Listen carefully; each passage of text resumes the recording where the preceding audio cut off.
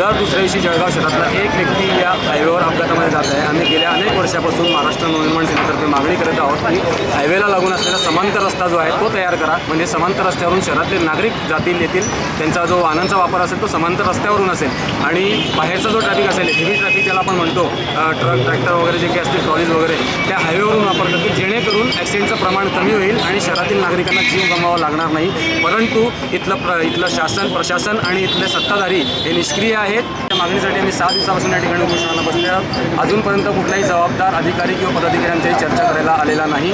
त्यांना जागा करण्यासाठी आम्ही आज सकाळपासून या ठिकाणी उपोषणस्थळी नगारा बजाव आंदोलन सुरू केलेलं आहे, जेणेकरून हा नगारा वाजवून आम्ही कुंभकर्णी सत्ताधारी आणि कुंभकर्णी प्रशासन यांना जागा करण्याचं काम या ठिकाणी करत आहोत. जोपर्यंत महापालिकेचे आयुक्त आणि मुख्य पदाधिकारी यांच्याशी चर्चेला येत नाही, आमचं समाधान होत नाही, समाधानकारक उत्तर किंवा एक ठोस पाऊल याच्यावर उचललं जात नाही, आम्ही आमचं उपोषण मागे घेणार नाही. आम्ही याच ठिकाणी उपोषणाला बसू.